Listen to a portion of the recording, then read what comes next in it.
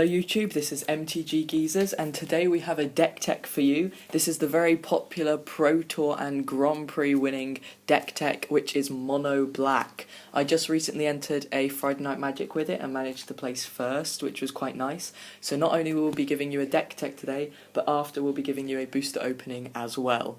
So moving straight on to the good stuff, here are the first play set. We have 4 Thoughtseizers.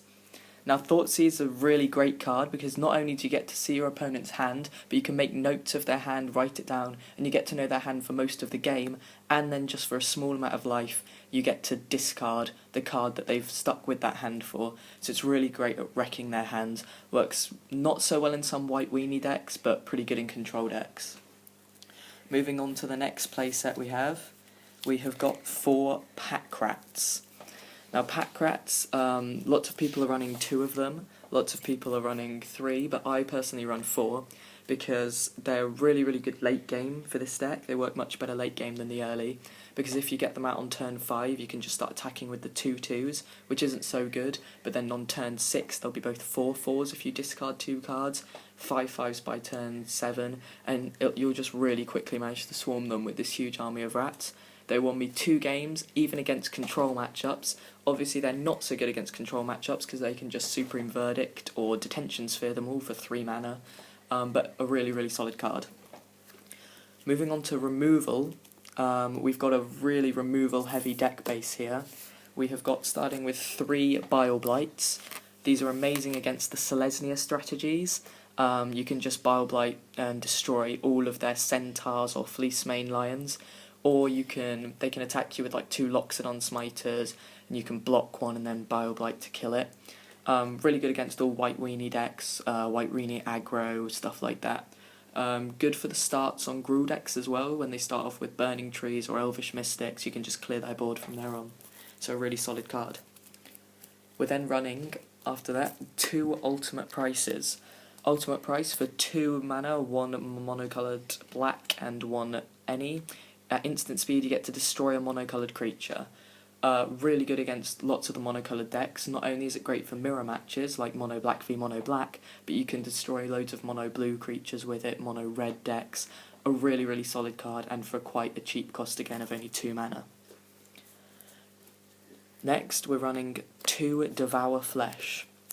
Now, Devour Flesh is a really solid card because target player has to sacrifice a creature, gains life equal to its toughness for 2. Obviously, it's not so good as just being able to Doomblade if their creature is non-black. However, lots of people are playing mono-black or Orzhov, Golgari at the moment, things like that. So it's just a solid way in the first game to be able to remove their creatures. In the second game, however, if they're not playing a black strategy, we've main decked 1 Doomblade. There are some more in the sideboard, but these are just much better because instead of them sacrificing a creature and choosing which one to sacrifice, you just get to destroy the one you want, and obviously they don't gain the life as well. So much more solid. You can play around with that a bit. You can maybe just go with 3 Doomblades, 2 Doomblades of Devour Flesh, but I found 2 Devour Flesh and 1 Doomblade works best. Next, we have a playset of Heroes Downfalls. These are really good against pretty much all decks. For 3 mana, you can destroy a creature or planeswalker. Recently the price of these has dropped a bit. They're only $6 now, so pick them up while they're so cheap. I'm expecting they'll probably go up again soon. A really solid card. You can remove Elspeth for only 3 mana, and they've just gone and invested 6 of their mana in it, and before they can use Elspeth's ultimate, for example, it's gone, wiped off the board before the trigger resolves. Now an interesting card that's not so good against the aggro strategies, but is so good against late game control, and these Underworld Connections. So not only does it give you 2 devotion, but you can enchant your land, tap it, pay a life, and draw a card. You'll see people running 4 of these in pretty much every Grand Prix if they're playing mono black, because these are just so good late game. I cannot emphasise it enough. Maybe if you're a new player, you can't really see the point in paying life to draw cards, but that card advantage is just absolutely massive.